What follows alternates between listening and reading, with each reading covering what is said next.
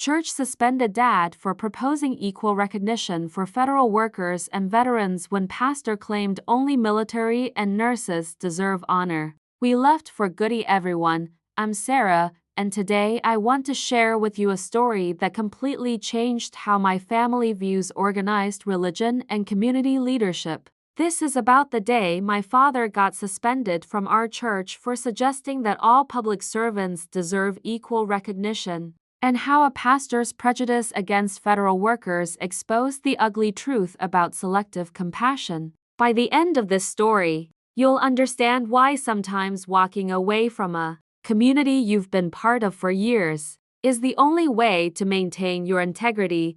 Let me start by giving you some background about our family and our relationship with Riverside Community Church. We had been members of this church for over 15 years, ever since I was 12 years old.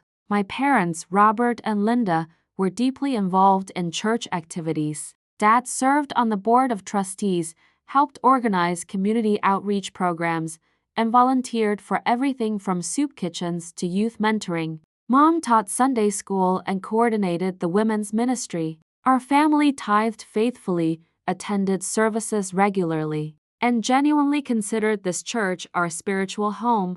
Riverside Community Church was a medium-sized congregation of about 400 families in a suburban town outside of Cleveland, Ohio. Pastor Williams had been leading the church for about 8 years when this incident occurred. He was charismatic, well-liked by most of the congregation, and had a reputation for being community-minded and supportive of local heroes. The church regularly held special services to honor various groups of people who served the community, which was something our family always appreciated and supported. My father, Robert, is a career federal employee who has worked for the Department of Veterans Affairs for over 25 years. He started as a claims processor right out of college and worked his way up to become a regional supervisor responsible for ensuring that veterans receive the benefits and health care they've earned. Dad has always been passionate about public service and takes enormous pride in his work helping veterans navigate the system and get the support they need. He often works long hours, deals with complex bureaucratic challenges, and handles emotionally difficult cases involving veterans with severe injuries or mental health issues. The issue that led to our family's departure from the church began about 6 months ago during what the church called Heroes Sunday. This was an annual tradition where Pastor Williams would invite local first responders, military personnel, and healthcare workers to stand and be recognized during the service. The congregation would applaud, and Pastor Williams would offer a special prayer thanking these individuals for their service to the community. It was always a moving and well-intentioned ceremony that celebrated people who dedicate their lives to helping others.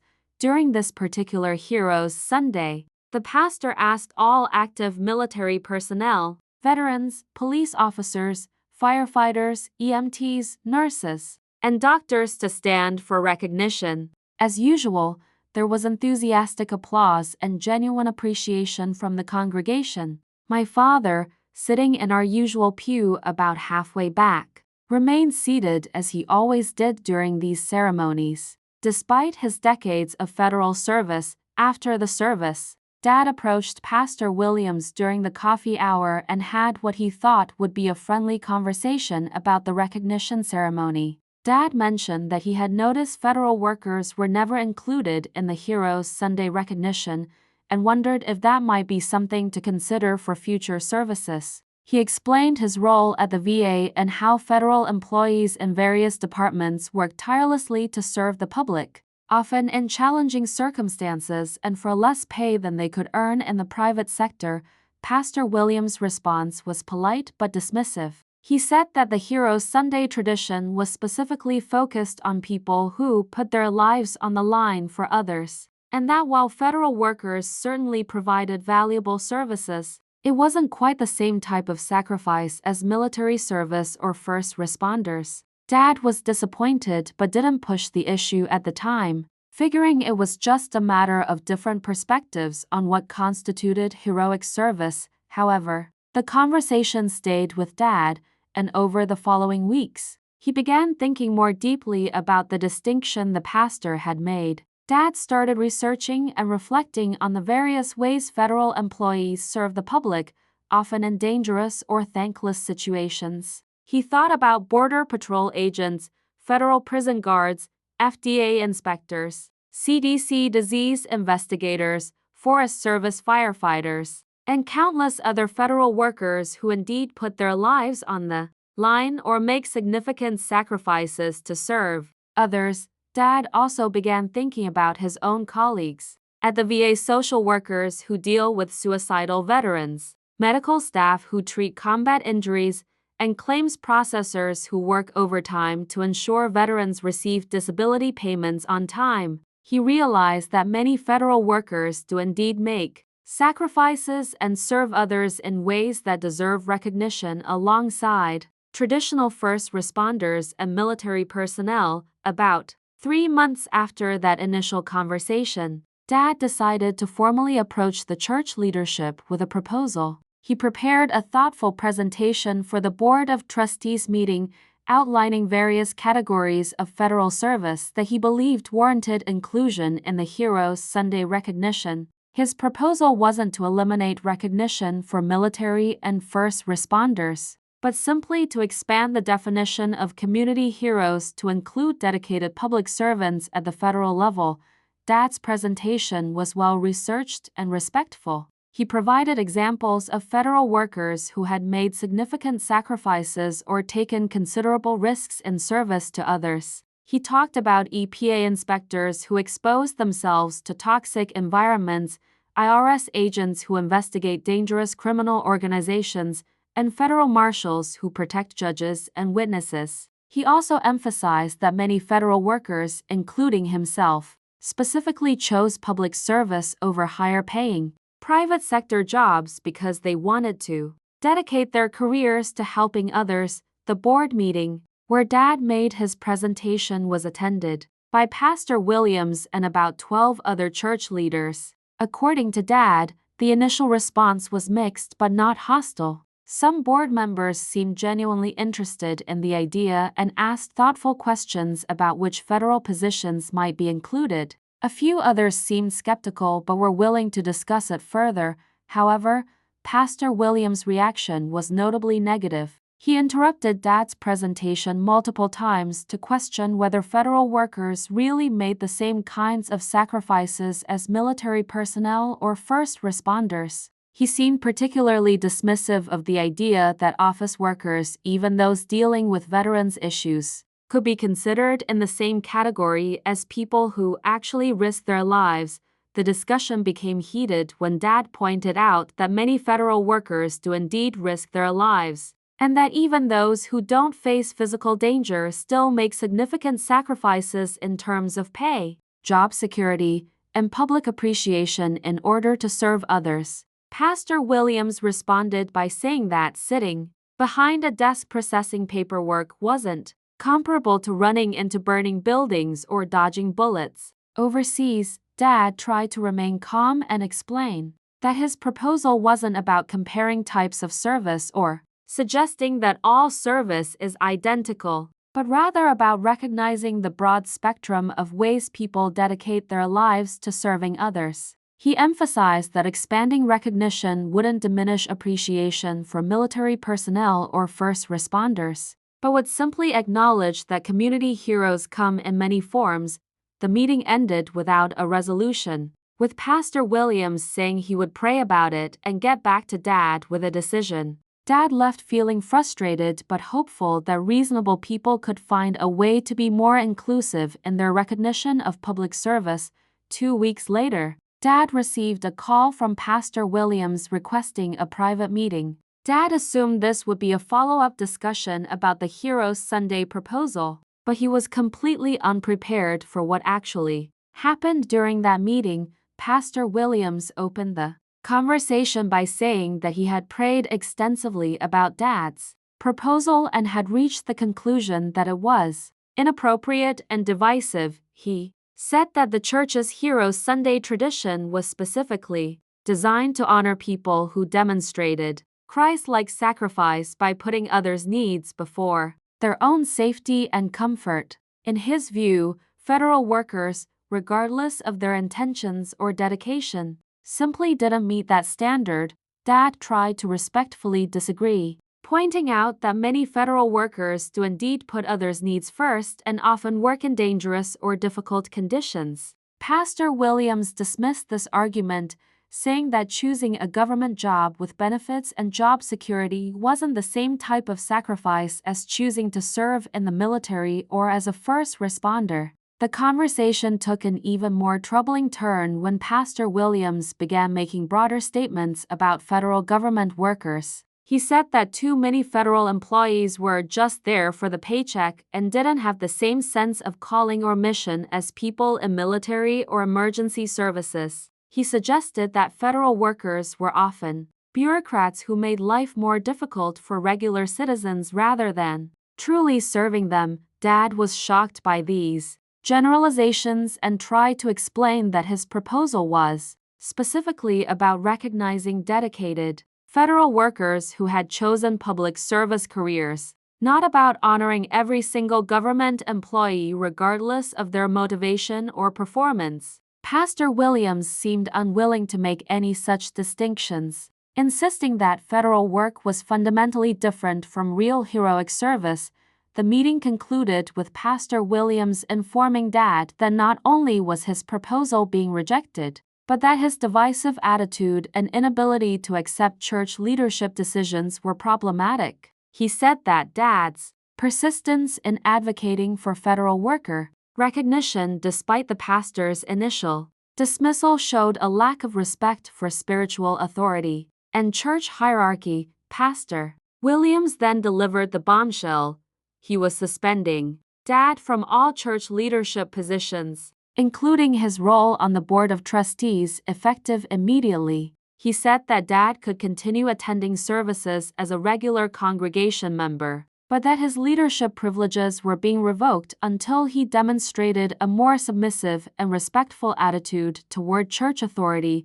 Dad was absolutely stunned. In 15 years of church membership, he had never had any conflicts with leadership or been disciplined in any way. He had always been respectful, collaborative, and supportive of church programs and decisions. The idea that advocating for expanded recognition of public servants constituted divisive behavior was completely foreign to him.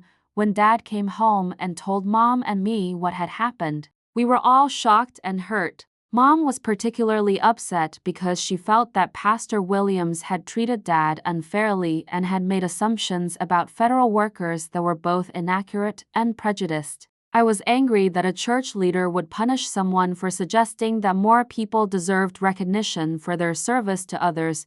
Over the following weeks, word of Dad's suspension began to spread through the congregation. Pastor Williams had apparently told several church leaders that Dad was being disciplined for challenging church authority and causing division over the Hero Sunday issue. However, he didn't provide the full context of what Dad had actually proposed or the nature of their disagreement. The response from other church members was mixed and often based on incomplete information. Some people supported Dad and thought the suspension was an overreaction to a reasonable suggestion. Others seemed to accept Pastor Williams' characterization of the situation and viewed Dad as someone who had gotten too big for his britches and needed to be put in his place. What bothered our family most was that the core issue, whether federal workers deserved recognition alongside other public servants, seemed to get lost in the drama about church authority and submission. People were taking sides based on their feelings about pastoral leadership rather than engaging with the substantive question of who deserves community recognition. About a month after Dad's suspension, Pastor Williams delivered a sermon that seemed to be directly addressing the controversy, though he never mentioned Dad by name. The sermon was titled Honoring True Heroes and focused on the biblical concept of laying down one's life for others. Pastor Williams used the sermon to reinforce his position that only people who literally risk their lives for others deserve special recognition. During the sermon, Pastor Williams made several statements that our family found deeply troubling. He said that comfortable office jobs, even in government service, couldn't be compared to the sacred calling of military service or the daily courage of first responders. He emphasized that true heroes were people who chose careers that involved real danger and real sacrifice, not just bureaucratic paperwork and government benefits. Most hurtfully, Pastor Williams suggested that people who pushed for watered-down definitions of heroism were actually dishonoring real heroes by diminishing what made their service special. He seemed to be directly criticizing Dad's proposal without mentioning him by name, which felt manipulative and cowardly to our family. The sermon was the final straw for our family. We realized that Pastor Williams wasn't just disagreeing with Dad's specific proposal, but was expressing a fundamental prejudice against federal workers and a narrow, rigid definition of worthy service. His unwillingness to even consider that dedicated public servants might deserve recognition alongside military personnel and first responders revealed a mindset that we couldn't accept or support. After the service, our family had a long discussion about whether we could continue attending a church led by someone whose values seemed so different from our own. We talked about the possibility of staying and working for change from within, but ultimately decided that Pastor Williams' treatment of Dad and his dismissive attitude toward federal service were deal breakers for us. The decision to leave Riverside Community Church was emotionally difficult. We had built friendships, shared important life events, and invested countless hours in church activities over 15 years. Leaving felt like losing a second family and abandoning a community that had been central to our lives. However, we also realized that staying would require us to accept and tacitly support a leadership philosophy that we fundamentally disagreed with. Pastor Williams' selective compassion and prejudice against federal workers were incompatible with our understanding of Christian values like love, service, and recognition of human dignity. Our family's departure from the church was not dramatic or confrontational. Dad submitted a brief letter to the church office, explaining that we were transferring our membership due to irreconcilable differences regarding the recognition of public service. We quietly stopped attending services and transferred our involvement to other community organizations and eventually another church. The response to our departure varied among our former church friends. Some people reached out privately to express support for Dad and regret that the situation had escalated to the point where we felt we had to leave. A few others seemed relieved that a troublemaker was no longer around to challenge church leadership. Most people simply accepted our departure without much comment or engagement. In the months since leaving Riverside Community Church, our family has reflected extensively on what this experience taught us about community, leadership, and standing up for principles. We learned that sometimes organizations that claim to value service and compassion can have very narrow and prejudiced definitions of who deserves recognition and support. We also learned that challenging authority, even respectfully and constructively, can be viewed as threatening by leaders who prefer compliance over dialogue. Dad's proposal wasn't radical or disrespectful. It was simply suggesting that the church's definition of community heroes could be more inclusive. The fact that this was viewed as divisive revealed more about the leadership's insecurities than about Dad's approach. Most importantly, we learned that our integrity and values are more important than maintaining membership in any particular organization, even one that has been significant in our lives. Walking away from Riverside Community Church was painful, but staying would have required us to compromise our beliefs about fairness, recognition, and the value of public service. Since leaving, our family has found a new church home at Grace Lutheran Church across town. Pastor Johnson at Grace Lutheran has a much more inclusive approach to recognizing community service. Their annual Servant Appreciation Sunday includes military personnel, first responders, teachers, social workers, and yes, dedicated government employees. Dad was invited to share briefly about his work at the VA during one of these services, and the congregation's response was overwhelmingly positive and appreciative. The contrast between the two churches has been striking and validating. Grace Lutheran's approach demonstrates that it's entirely possible to honor military service and first responders while also recognizing other forms of dedicated public service. There's no need to create hierarchies of worthiness or to diminish some types of service in order to elevate others. Dad's suspension from Riverside Community Church also led to some positive developments in our community involvement. Several other families who disagreed with Pastor Williams' handling of the situation also left the church, and we've stayed in touch as an informal support network. Dad has become more involved in local veterans organizations where his federal service is deeply appreciated and respected. We've also used this experience as a learning opportunity to become more thoughtful about the organizations we support and the leaders we follow. We now ask more questions about decision-making processes,